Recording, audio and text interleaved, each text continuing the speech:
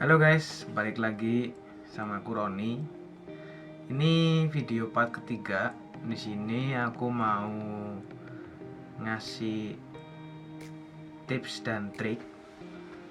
Ya kayak saran aja sih buat teman-teman yang mau berangkat ke Jepang. Oke, yang pertama aku mau kasih saran buat teman-teman yang mau berangkat itu siapin barang-barang sebisa mungkin masuk di bagasi semua. Jadi jangan terlalu banyak bawaan di luar bagasi atau yang mau dimasukin ke kabin. Karena kalau semisal teman-teman dari luar Jakarta, biasanya kan harus naik pesawat dulu ke Jakarta. Nah itu waktu transitnya itu jaraknya jauh. Jadi sebisa mungkin barang bawaannya jangan terlalu banyak. Nah kalau terlalu banyak, terlalu berat, capek. Lalu dokumen juga harus disiapin di bandara. Yang pertama PCR test atau swab test. Kalau ke Jepang itu dari kedutaan maksimal 72 jam. Tulisannya sih sebelum keberangkatan, tapi kemarin waktu aku di Jogja itu waktu check in di bandara Jogja mereka ngelihatnya waktu 72 jam itu sampai di Jepangnya. Nah makanya harus diperhitungkan baik-baik supaya nggak ada kesalahan di situ. Lalu dokumen selanjutnya yang harus disiapin yang pasti paspor dan visa dan COE lah ya. Itu biasanya udah jadi satu klip gitu. Itu juga harus dipastiin jangan sampai ketinggalan. Lalu ada resident track, itu juga perlu dibawa-bawa terus.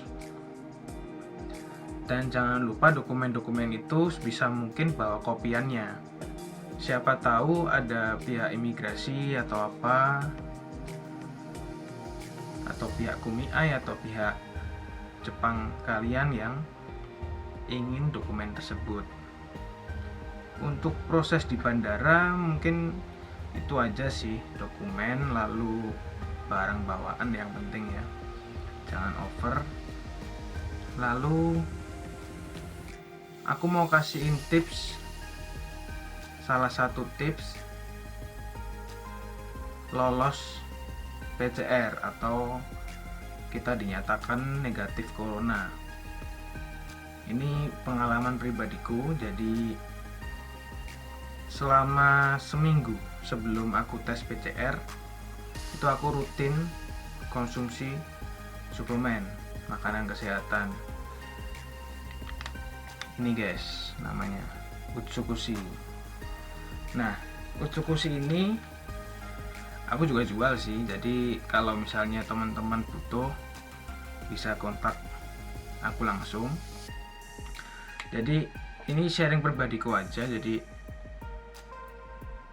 selama seminggu lebih sih, 2 minggu sebelum aku tes PCR aku rutin minum ini. Ini ada paten buat mengaktifkan imun, jadi emang bisa buat menangkal corona. Nah puji Tuhan emang hasilnya negatif, dan waktu di Jepang pun juga hasilnya negatif waktu di tes air liur. Jadi nggak ada salahnya sih buat konsumsi ini.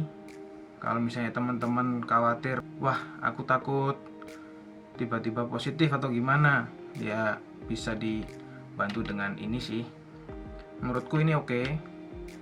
Memang harganya nggak semurah suplemen biasanya, cuma khasiatnya emang baik, manfaatnya oke punya. Dan ini made in Japan ya guys.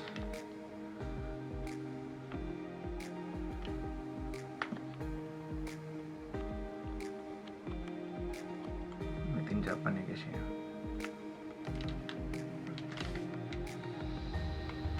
Jadi ini aku rutin minum sehari itu 2 di minggu-minggu akhir. Jadi seminggu terakhir aku konsumsi ini 2. Jadi di minggu pertama aku minum sehari 1 di malam hari. Lalu karena udah mendekati tes PCR itu, aku 1 hari itu konsumsi 2 sampai 3. Lebih baik invest di kesehatan dan lolos di tes PCR daripada nggak dibantu apa-apa, optimis saja, tiba-tiba dites positif. Kalau udah positif otomatis gagal kan, nggak bisa berangkat itu. Dan kenapa kok aku mau invest di kesehatan itu, karena jarak tes PCR itu kan cuma 72 jam. Otomatis dari sebelum itu udah pesen tiket pesawat, udah persiapan segala macam. Jadi aku tes PCR itu di Indonesia tanggal 16, hasilnya keluar tanggal 18. Di tanggal 18 itu juga aku berangkat, makanya aku nggak mau kalau kenapa-napa. Dan emang sebelumnya aku udah jadi distributornya ini, dan ternyata emang ada paten di situ. Lalu ya aku emang fokusin konsumsi di sini gitu. Itu salah satu buat lancar di tes PCR menurutku sih itu. Nanti bagi teman-teman yang mau tanya boleh tulis komentar di bawah, atau mau kontak via WA atau Instagram boleh. Ya oke guys, itu tadi tips di masalah kesehatan ya. Jadi di masalah kesehatan itu juga penting. Yang sebelumnya itu kan dokumen juga penting juga. Lalu waktu di bandara sebisa mungkin ngikutin prosedur yang ada. Jadi emang dari pihak bandara udah ngasihin jalur buat step by stepnya harus gimana gitu. Turutin aja, ikutin aja, dan jangan lupa tetap ikutin protokol, tetap pakai masker seperti itu. Jadi yang lebih penting lagi, waktu kalian mau turun ke Jepang, pesawatnya mau landing, itu kan kalian harus ngisi bermacam-macam form ya, dari form imigrasi, terus seperti bea cukai, lalu kayak kuesioner kesehatan. Nah itu kan kalian harus ngisi itu. Yang pertama, tipsku jangan lupa bawa pulpen. Yang pertama itu, jadi biar nggak pinjam sana sini. Yang kedua, sebelum kalian berangkat, kalian pahamin dulu gimana cara pengisiannya. Kalau misal kalian masih ragu, kalian bisa tanyain dulu ke pendamping kalian atau gimana, ini cara ngisinya gimana, biar nggak ada kebingungan waktu pengisian. Jadi waktu pengisian dokumen, pengisian kertas itu kuesioner, kalian bisa lancar, nggak perlu mikir sana sini gitu. Sebenarnya nggak terlalu susah, cuma kayak itu kan pakai bahasa Inggris, kadang yang susah bahasa Inggris malah bingung. Nah itu harus dipersiapin dulu. Ya oke guys, mungkin itu dulu tips yang bisa aku sampaikan tentang di bandara atau sebelum landing ke Jepang, dan setelah sampai di Jepang harus siapin apa aja, yang dibawa apa aja. Semoga bermanfaat bagi yang mau berangkat, bisa jadi persiapan ke depannya. Lalu yang paling penting tetap jaga kesehatan. Kalau kalian pengen tahu informasi tentang suplemen yang aku tadi bahas, yang tadi aku minum buat tes PCR itu, kalian bisa kontak aku langsung. Kalian bakal aku jelasin manfaatnya seperti apa, produknya seperti apa. Kalau kalian memang tertarik, bisa langsung hubungi aku ya. Oke guys, makasih ya udah mau nonton sampai akhir video ini.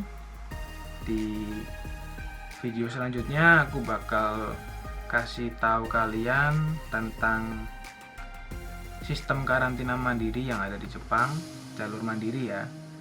Kalau misalnya yang jalur LPK atau apa biasanya udah disiapin, tapi kalau ini aku harus biaya sendiri, lalu tinggal sendiri, seperti itu. Oke, tunggu video selanjutnya. Terima kasih udah nonton. Jangan lupa like, komen, dan subscribe video ini, dan share ke teman kalian yang mau berangkat ke Jepang biar persiapannya lebih matang dan lebih mantap lagi semangat ke Jepang. Dah.